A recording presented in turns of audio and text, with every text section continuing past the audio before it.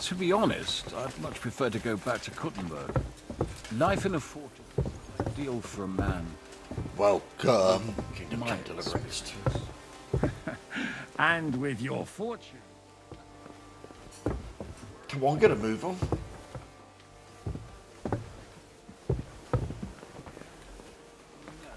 Excuse me.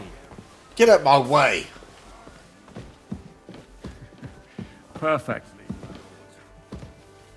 My apologies, but we've already eaten, and I wasn't expecting more guests. I wouldn't want to give the impression that I'm feeding you with leftovers. Not to worry, Sir Peter. The leftovers from the Margrave's table is still a banquet for us. My nourishment's down to 14. I need tons of food now.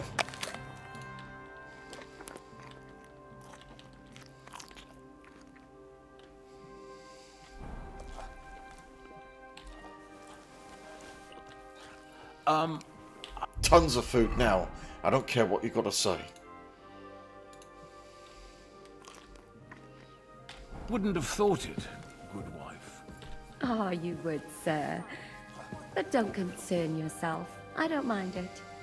The last few weeks we've been sharing dry bread and stewed peas with a horde of dirty warriors. I seriously doubt that the fare you offer could offend us. I understand. Undoubtedly, you've been through a lot. And we've a lot more to face.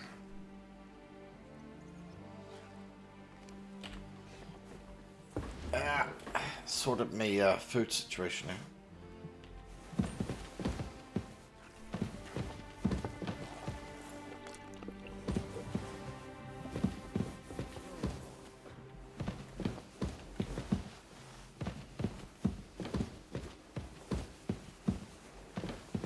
Very hard.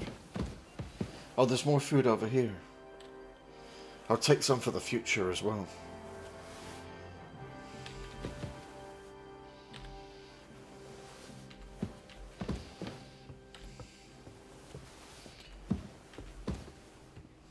We'll have some cheese.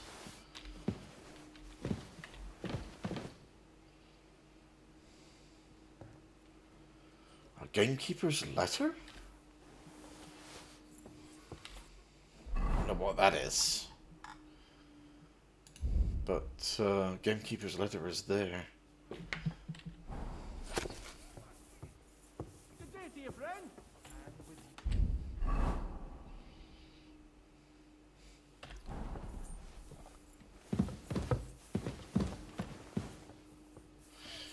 I don't want to steal the copper plate, but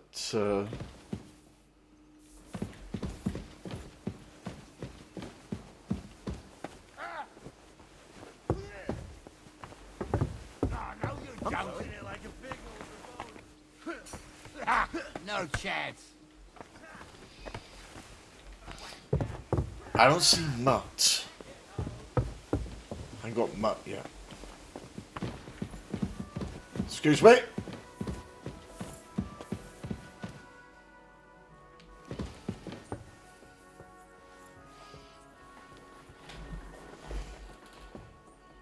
So, how am I doing anyway? Energy's low. I'm very over encumbered.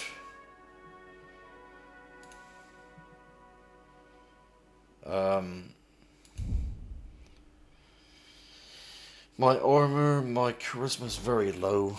I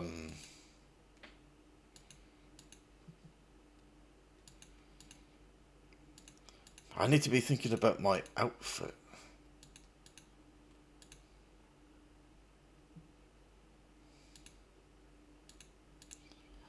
If I'm going to be doing a lot of talking, then charisma's got to go back up somehow.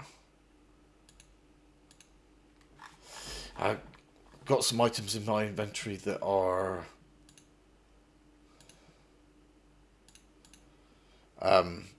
stolen.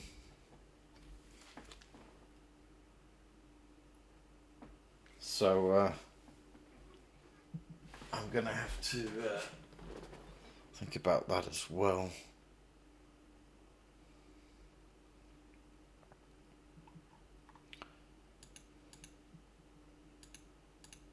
That gets my charisma up to 7.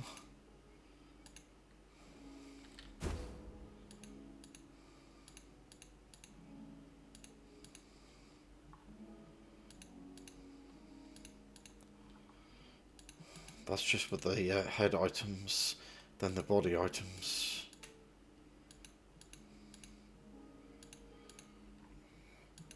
Ten.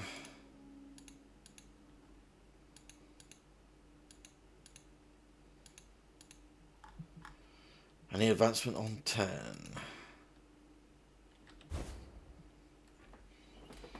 Put that on the body.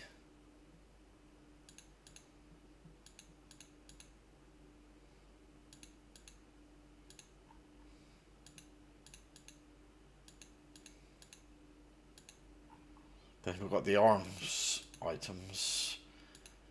That gets things up to 11. It's a stolen item though.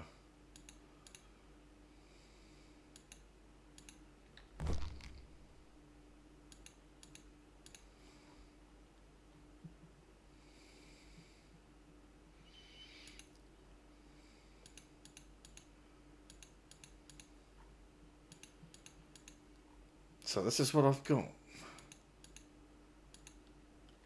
I'm not getting my charisma up.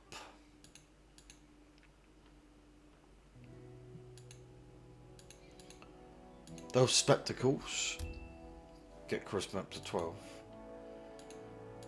Maybe 13.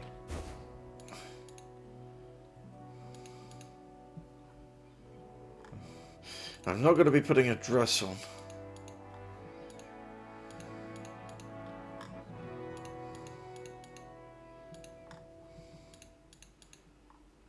Charisma 13 is the best I can do right now. Think.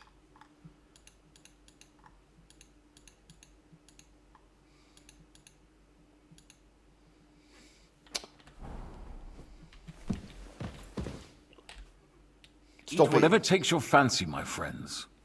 You look like you've had a hard journey. Ah, the journey wasn't so bad, especially compared to what came before it. Where are you coming from, anyway? From Trusky. That's Sir Otto von Burgo's domain. What were you doing there, pray tell? We were in a castle cellar, talking to an old acquaintance. My God, how did that happen? Simple. I'm in the service of Lord Sokol of Lamberg, same as Dry Devil, and I had a job to do around Trusky, if you get my meaning. Absolutely. But it wasn't much of a success, was it? Actually, it was pretty much. We even took a castle. Well, more like a small stronghold. And we nearly got von Berghoff, too. And what prevented you from completing that righteous deed? Stay silent. Ah, we had him in our grasp. We routed his company. And then that swine von Aulitz got involved. I know that name. He's the commander of the Prague militia. Exactly. And they came with him. But why would the Praguers send forces to Trusky? Ah, but they didn't, sir. They weren't sent to Trusky, but here. They just stopped off to visit von Berghoff because he was in a tight situation.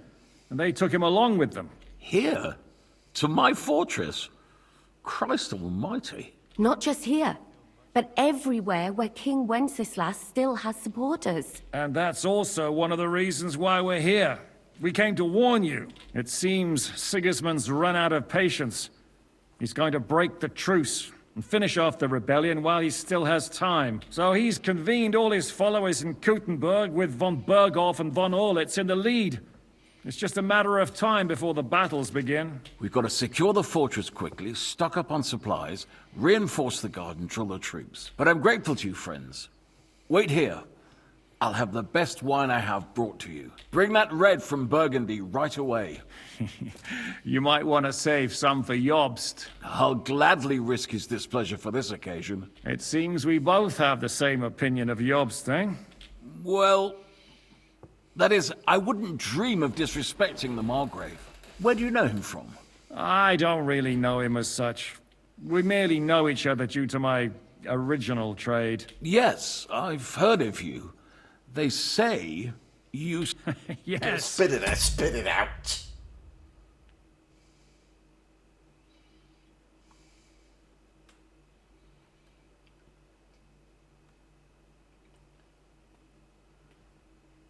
A bandit.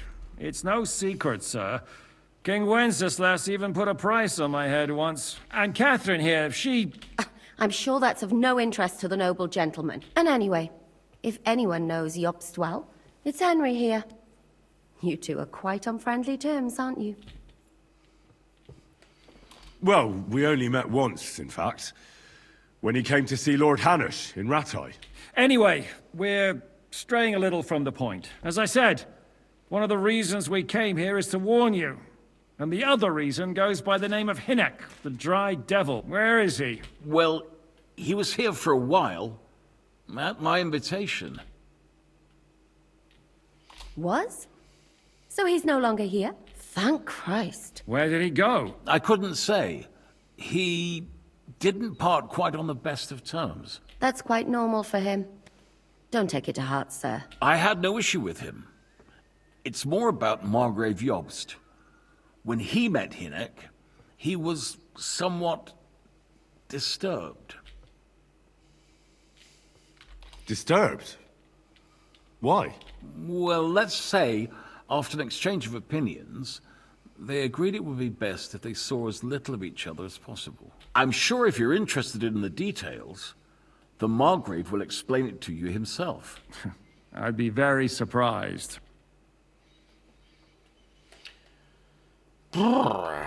What was Dry Devil doing here, anyway? Waging war, if you can call it that.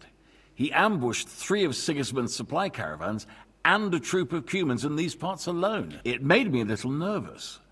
If anyone found out he was hiding out here, in the end, it was Jobst himself who sorted it out.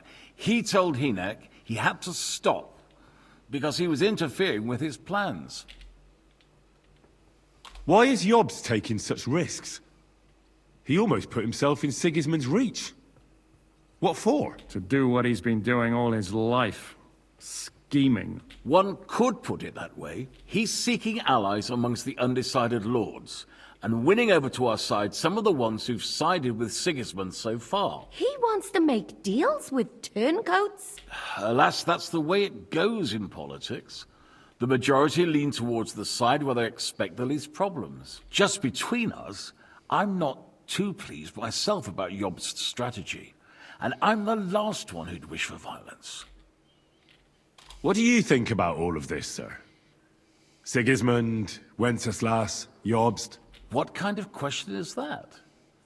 Do you doubt my loyalty to our king? No, that's not how I meant it. Henry here sometimes forgets to weigh his words, sir. That's all right. To be frank, we all know that King Wenceslas isn't the great man his father Charles was. But that is the way of the world. History is full of kings who didn't know how to wear the crown. The blood running in their veins is more important than what's in their heads. He's not a capable ruler. What of it? In my opinion, kingship is above all a guarantee of divine peace. A sovereign's greatest asset is his legitimacy. But what if the sovereign is truly bad? If he's mad, say? I'll put it this way. Nobody lives forever, lad. Least of all bad kings. Isn't that right, sir? So, what about us? What do we do now? The Margrave will certainly want to talk to you, but the earliest he'll be back at the fortress will be tomorrow. I hope until then, you won't refuse my offer of a bed for the night. Just an offer. So you'd let us leave if we wanted to. Well, the Margrave did ask me to look after you until he returns, for the sake of security. Whose security? Good question. Yours, I expect. So be it. I couldn't take another step anyway. Sir, there's still one more thing we came for. Lord von Bergov is holding my lord, Sir Hans Capon of Perkstein, hostage. And we also have to warn Jobst's ally, John of Liechtenstein. Do you know anything about those two? Sorry, I don't.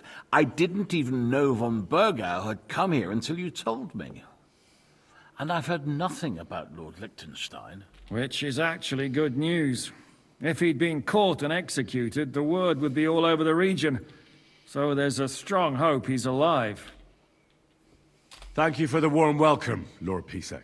It's the least I could do, lad. My fortress is open to all the king's supporters, even if that does make it a bit crammed. I'll go to bed. I suppose I ought to get to bed. Where can I sleep, sir? I had some chambers prepared for all of you. Yours is right here in the palace. Cross that corridor and go up the stairs. You can't miss it.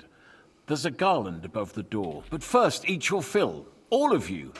And maybe you'd like to bathe before going to bed. I told my servant Susanna to prepare baths for you. The baths are in the little house in the courtyard, right next to the well.